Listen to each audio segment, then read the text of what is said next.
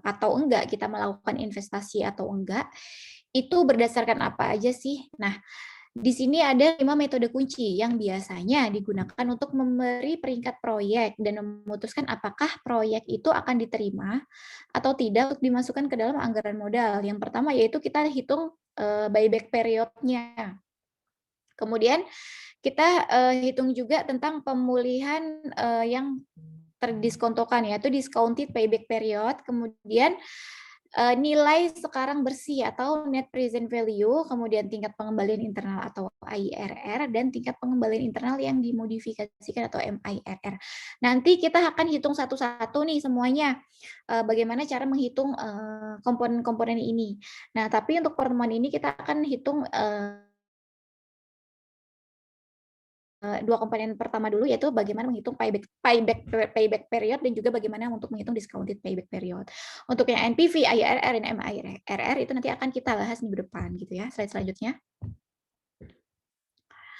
Nah baik, jadi dalam menghitung, payback period nanti, sampai dengan ke depannya kita pakai ini ya, kita pakai tabel ini. Jadi kita asumsikan bahwa, ada 2 proyek di sini, proyek S dan proyek L. Proyek S itu adalah proyek yang, jangkanya lebih singkat, kemudian proyek L ini, jangkanya lebih lama. Nah, ternyata kita mendapatkan informasi di sini bahwa kedua proyek ini, menggunakan penganggaran modal pertama itu adalah sebesar 1.000, kita anggap ini dalam jutaan rupiah ya. Nah, kemudian, pada tahun pertama, proyek S ini akan menghasilkan arus kas masuk sebesar 500 dan proyek L ini akan menghasilkan arus kas masuk sebesar 100. Tahun kedua proyek S akan menghasilkan arus kas masuk sebesar 400 dan proyek L akan menghasilkan arus kas masuk sebesar 300. Proyek S tahun ketiga akan menghasilkan arus kas masuk sebesar 300 dan proyek L itu menghasilkan 400.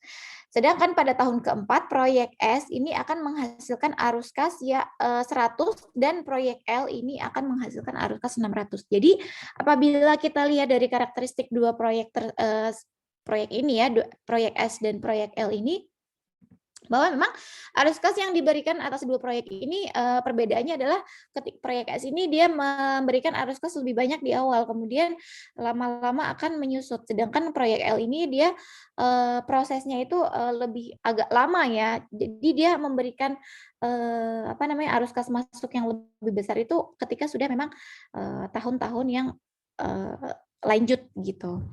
Nah, apabila kita lihat dari time horizon-nya, kita lihat di bawahnya ini, kita lihat bahwa proyek S itu kan, kita asumsikan bahwa proyek S ini, kita mengeluarkan investasi sebesar 1.000 ini, kemudian kita lihat tahun pertama dia akan dapat 500, tahun kedua 400, tahun ketiga 300, tahun keempat 100. Sedangkan proyek S ini tahun pertama 100, tahun kedua 300, tahun ketiga 400, tahun keempat 600.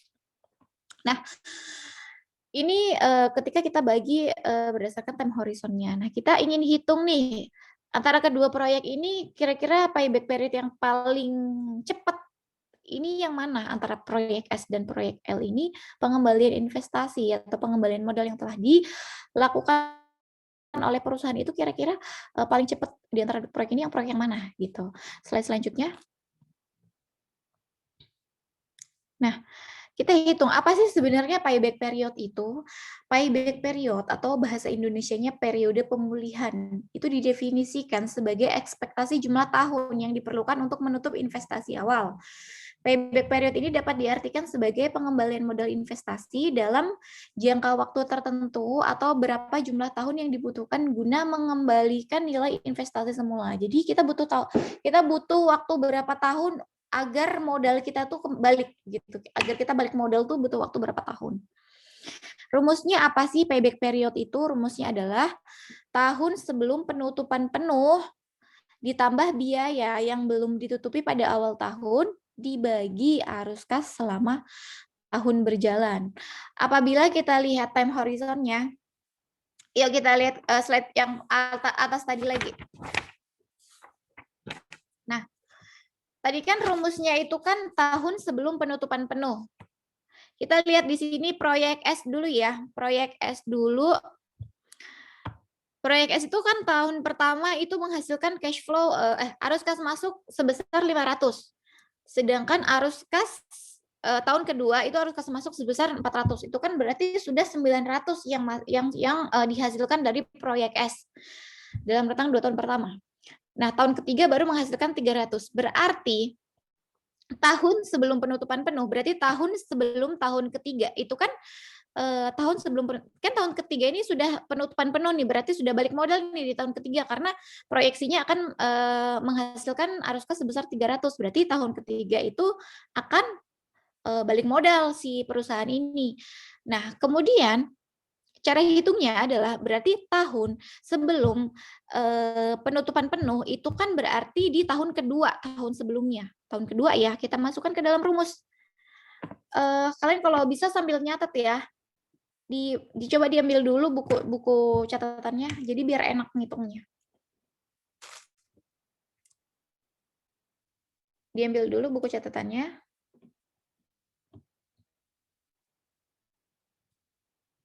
Udah? Sudah?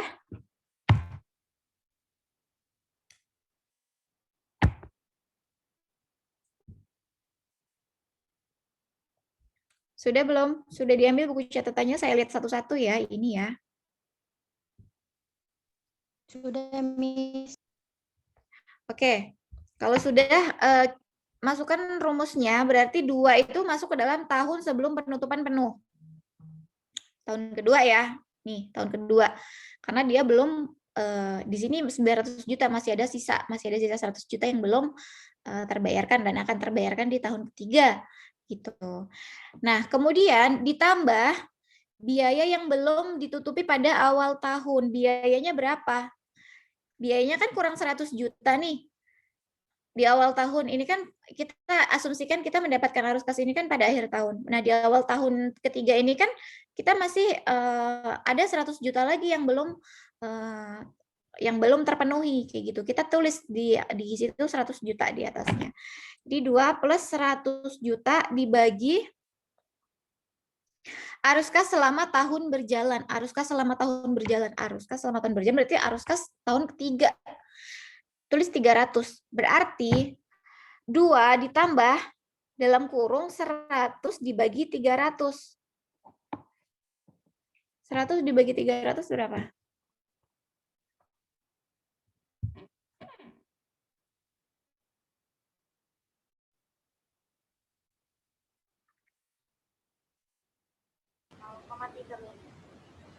Nol 0,33. Kemudian 0,33 ini ditambah dengan yang 2 tadi.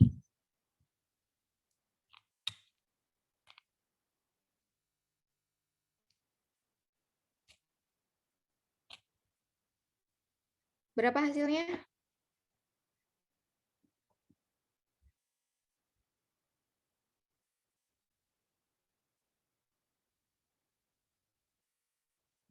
Dua ditambah 0,33 gampang banget. Ya, berarti proyek S ini butuh waktu 2,33 tahun agar dia bisa balik modal kayak gitu. Jadi agar modalnya itu bisa balik sebesar 1.000 itu tadi butuh waktu sebanyak 2,33 tahun. 2 tahun lebih sedikit kayak gitu. Yang proyek S ya. Coba silakan hitung yang proyek L. Caranya sama.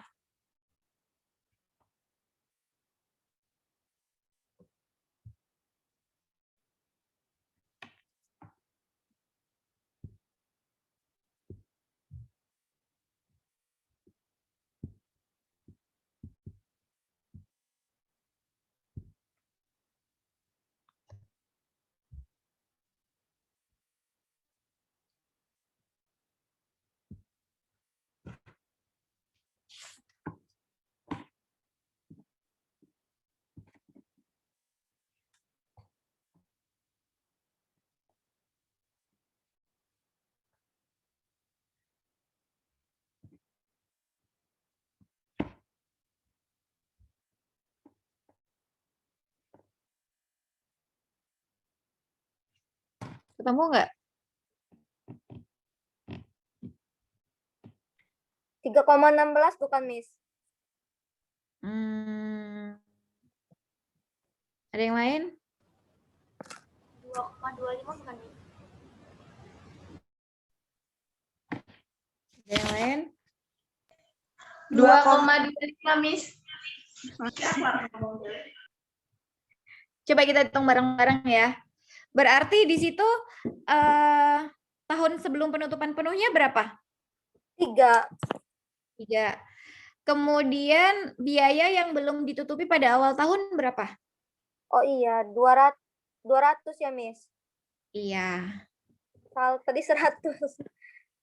Kemudian dibagi dengan arus kas selama tahun berjalan. Berapa arus kas tahun berjalannya? 600. Iya. Coba dihitung lagi.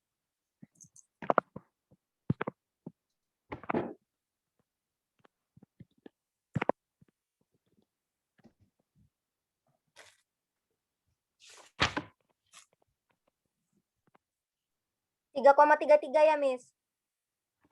Ya, betul. 3,33. Paham ya? Paham, Miss. Siapa ini tadi yang jawab ya? Rizja, Miss. Siapa? Bentar. Aku.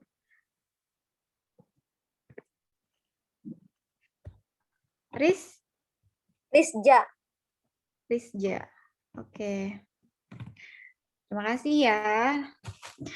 Selanjutnya, yuk materi selanjutnya.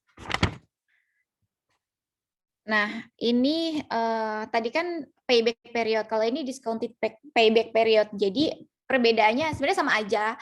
Cuman kalau discounted payback period ini arus kasnya itu di present value kan dulu. Kemarin udah belajar ya tentang present value ya, gimana caranya untuk mempresent value kan nilai gitu.